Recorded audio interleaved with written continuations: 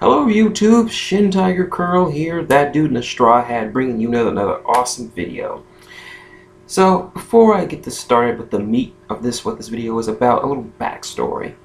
For those of you who do know, who've been long subscribers of this channel, a few years back I moved to Kansas City, Missouri, and lived with my best friend slash brother from another mother, Mr. Dante Nickings, and his fiance, Miss Jessica Taylor. Hi, y'all. And they were geeks like myself, into a lot of gaming, a lot of hardcore stuff like that, and they were also into like tabletop gaming. Now, I myself wasn't into it. I never found interest in the Warhammer series, even though I was around places like that, little shops that sold for what you understand, tabletop gaming is where you purchase these little miniature figures and you assemble them yourself. And I'm not talking about easily done snap-on bullshit like that. I'm talking about you having to personally glue them on with super glue and paint them yourself. They don't come pre-painted, and they often are metal or plastic, and you paint them and you basically play with them on a scale tabletop setting with various trees and buildings and stuff like that. I really wasn't into it that much, and when I was looking for a job and I had nothing to do, he let me borrow some of his books for a game called Warmachine. Now, I was reading it, and for some reason the story and the characters got me interested in playing it. So after I got my job working at the Sprint Center, one of the first things I bought with my paycheck was a unit, was a basic battle box of a Khador battle box, yeah, of Warmachine, and it was pretty much just one. To explain Warmachine, there are like three basic types of units or models in your entire battle group or army that you have. You have the main person, which is your warcaster, which is the leader of your unit. It is a battlefield commander, hardened by years of experience in warfare, wearing steam-powered battle armor, and these people are not only adept in combat but also magically proficient. So yeah, it's steampunk meets magic. So, and also they have their battle group, which consists of what they call warjacks, which are basically just steam-powered, semi-sentient automatons. Now they can only be controlled by a warcaster. The warcaster can embody its will into the warjack to make it do its bidding. Now, it can only do this while in range of the warcaster. And then we have the infantry models, or the units. They have infantry models, specialty units they're special melee units, different units that do different things. Like some units specialize in sniping, others specialize in melee combat, and there's even cavalry units and units that have rockets attached, and they even have solos. They even have a special unit, special faction called Mercs, where you can pretty much hire extra characters out as additions to your army. They're basically mercenaries. They're not committed to your army. You only bought them in. It's rather complex, but it's awesome. I was a Khador player, and for the next year that I lived there, I had a magnificently sizable army of Khadorian. Those of you who know what I'm talking about, now this is just for those who know what Warmachine is about. Those of you who will play Warmachine would know what I'm talking about. I ran P. Butcher. Of course, since I had the battle box, I had P. Sorsha. Let's see, I also had Epic Vlad, and I also for a little time had Vlad 3. Never got to play with him, sadly. But my personal favorite to play was Epic Irusk. I loved playing with him. He was just so awesome. There are a lot of Khador players, but very few of them play with Irusk. Most of them just play with Karchev or Butcher or any of the Vlads, but none of them ever stick to Irusk.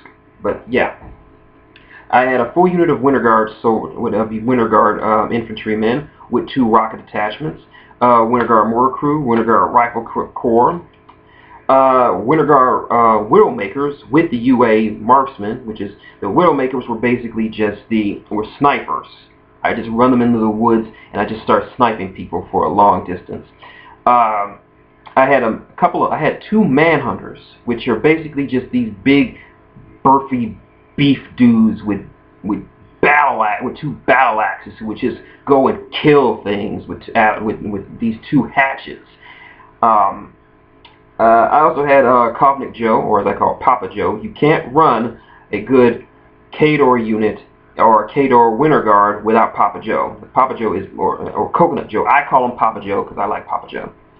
And probably the unit that I loved using the most was the Great Bears of Glowswood, which are just these 3 beefy guys with big ass axes that just shred through infantry and can kill warjacks like nobody's business. As for warjacks, I had, of course, the Juggernaut. Everybody can't have the Juggernaut. Destroyer, I didn't get... Every time I used him, he always died before I used him. I had a Berserker. Saw a lot of fun with him. Actually, I had 2 Berserkers. One just didn't have arms. And one of my personal favorite jack that I bought myself was the Spriggan. It was the only jack I ever... After I got Eros, Spriggan was the only jack I ever ran. But yeah.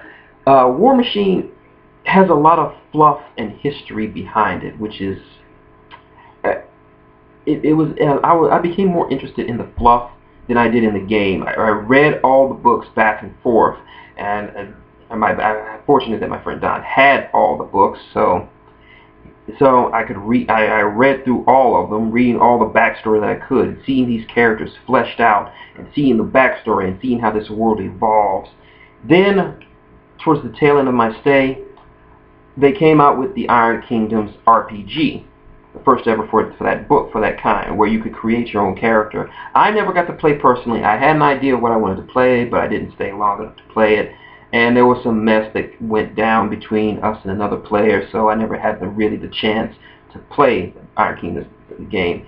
But he bought the book, so I often took it to work and read it on my break hours, just reading through. This is an extensive, comprehensive history in the Iron Kingdoms book. They have their own mythology, their own gods and goddesses, afterlives, and mythologies all built into one. And it was just so rich that I spent days just sifting through it and reading as much as I possibly could get my hands on.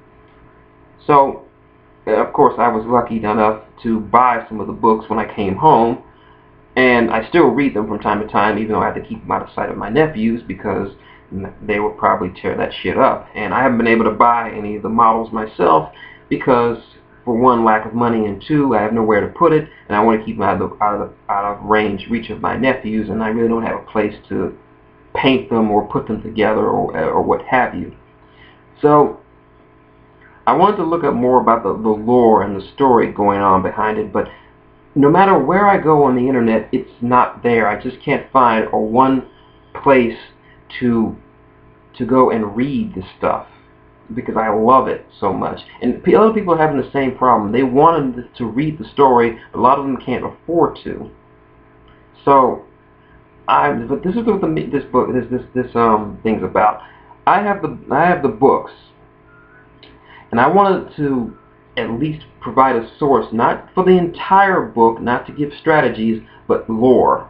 I mean, there are tons and tons of different sites, different channels on YouTube that give you tactics and show you and have battle reports where you can watch games being played.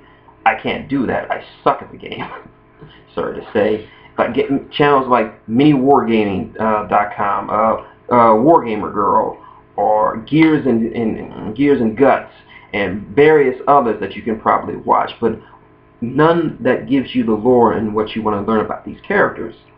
So I figured, hey, why don't I just read this stuff off audiobook style so that people can know what this stuff is about and get them more interested in the game, because the story is interesting enough to get you in the game. So this is just a curiosity. This is just a nice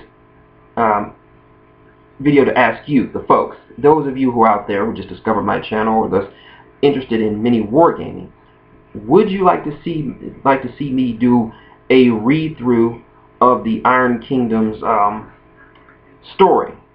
Not the entire Iron Kingdom's RPG book, but the story, so that it can get you involved in this, so you can know where these characters come from.